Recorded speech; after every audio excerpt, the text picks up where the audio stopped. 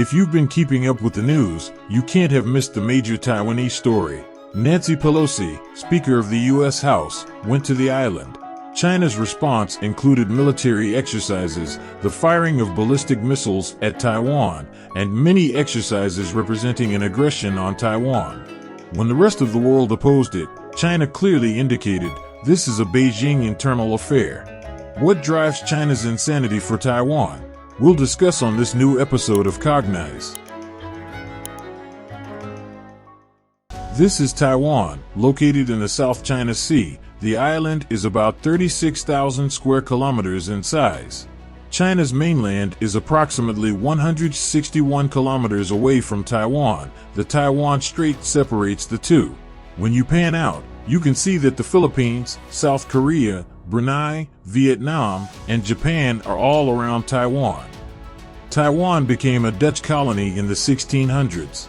Portuguese seafarers named Taiwan Ilha Formosa, which translates to Beautiful Island. From 1624 to 1661, the Dutch administration was in power. In 1683, during the Qing dynasty, Taiwan became a part of China. In the years that followed, many Chinese relocated to Taiwan. They were primarily Hakka Chinese, and China ruled them until 1895 after losing the First Sino-Japanese War. Taiwan had to be given to Japan. Taiwan was once again up for grabs when Japan lost the Second World War, and this time China was on the winner's side. At that time, it was known as the Republic of China, or ROC, and the ROC was eager to take control of Taiwan. Despite having the support of the United States and the United Kingdom, the Republic of China, often known as the ROC, was a military dictatorship under the leadership of Chiang Kai-shek, who also commanded the Kuomintang, a nationalist party. Under his strict leadership, China experienced instability, pain and suffering, and a civil war. Mao Zedong, the head of the Communist Party, gained popularity during this time and defeated Chiang's party with the help of his Red Army. Mao established the People's Republic of China, or PRC. Chiang fled to Taiwan in 1949. The island has a subtropical climate, plenty of natural resources, and cutting-edge infrastructure that the Japanese had constructed. Furthermore, Taiwan was free of communist influence, and Chiang did not move to Taiwan alone. He was accompanied by 1.5 million people, the Royal Chinese Air Force, artifacts from the National Palace Museum, the National Central Library, the Beijing Library, fuel and ammunition, radio stations, boats, clothes, cars, wood, and approximately 774 boxes of gold. In simple terms, Chiang grabbed whatever he could from China.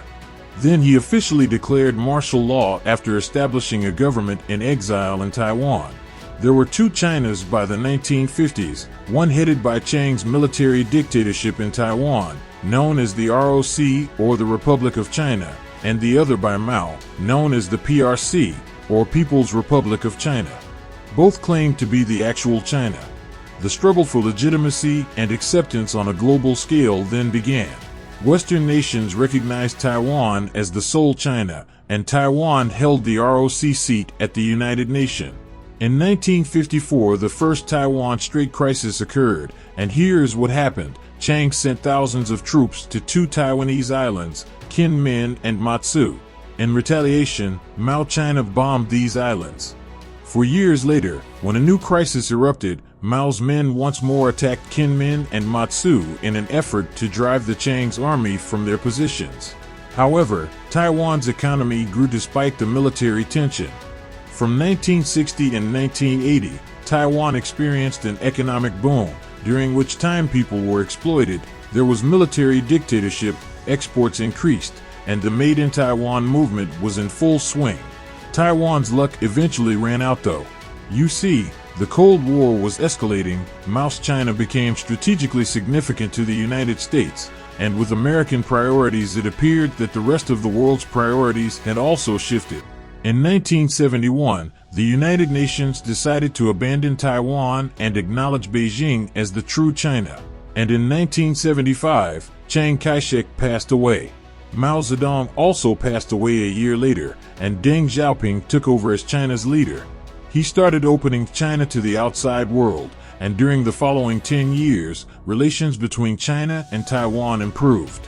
Families on either side could now visit one another, and trade across the strait improved, but while economic ties grew stronger, cultural differences also did as well. People in Taiwan started identifying as Taiwanese rather than Chinese as the situation worsened. In a meeting conducted in Hong Kong in 1992, Beijing and Taipei came to an understanding that there would be only one China. However, because this agreement was only verbal, there was room for interpretation. Let me first give you the Communist Party of China's explanation.